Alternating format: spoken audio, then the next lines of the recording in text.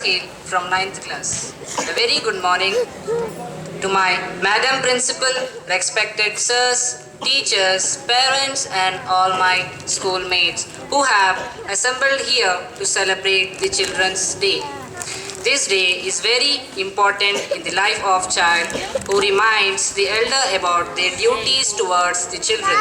The child is like a tender and lovely bird who has just started blossoming. This is the time when the child needs the utmost care of the parents, teachers, and all those who are connected with his or her life.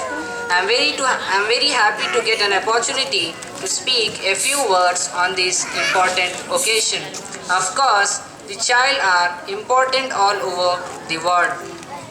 So the Children's Day is celebrated in many countries. Even the United Nations celebrate this day on November 28th every year. In India, we celebrate Children's Day on 14th November. This is a historical background for celebrating Children's Day on 14th November. In fact, it happens to be the birthday of India's first Prime Minister, Pandit Jawaharlal Nehru, who had a great love for children and was fond of spending his time with the young ones. Children affectionately called him as Chacha Nehru. When a few children approached him to celebrate his birthday, he advised them that they should celebrate 14th November as the Children's Day, instead celebrating it his birthday. A child is a lovely creation of God, don't we? Look at a child and smile comes on your face automatically. A child's innocent smile and a lovely face act has a soothing balm to a parent who comes home tired after a day's hectic activities at a place of his or her work. The school is the second home for a child.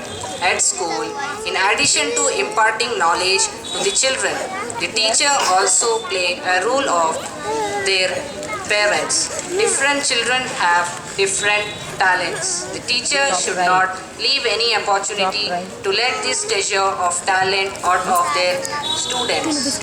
The children need encouragement both at home and at school. The English romantic poet William Wordsworth had rightly said that the child is the father of the man. In most of the schools, the Children's Day celebration start even a week before for November 14th. The joyful faces of children can be seen all over school compounds during this week. The children feel happy thinking of fun and floric activity they are going to have throughout this week. The school hold various competition for different age of groups. The children also participate in various games and sports during the week. The children are made to participate in competition like singing, dancing and fancy dress etc. The children are encouraged to participate in craft activities like dancing, preparing of colorful greeting cards. The innovative ideas used by the children in these activities are better seen to be believed. Painting and drawing is another important event held on this occasion. The Rangoli competition among the school children is one of the important highlight of the Teachers' Day program, especially in South Indian towns and cities. Children's Day, no? The children present a cultural program of speeches, poems, songs, dances, and skits on the final day of the celebration.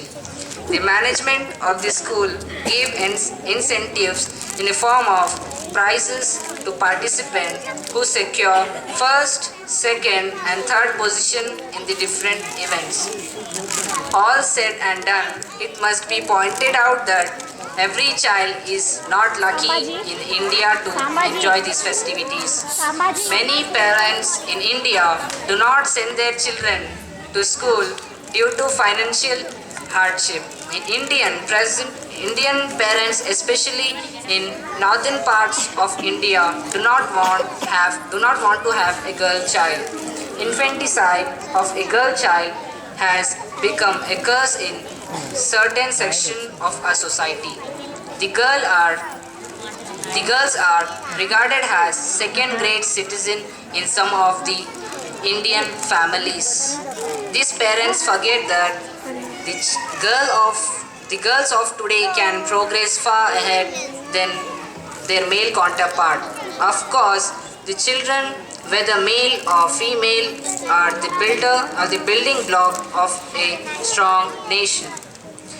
They are the game challenges of future India. The future destiny of the country lies in their hands. They are the most valuable assets of the country. So, let us pray and hope that a better sense prevails in government leaders, parents, and the teacher, that they provide the children their due rights and bring them up with great love and care, and offer them very facility to fulfill the ambition they cherish.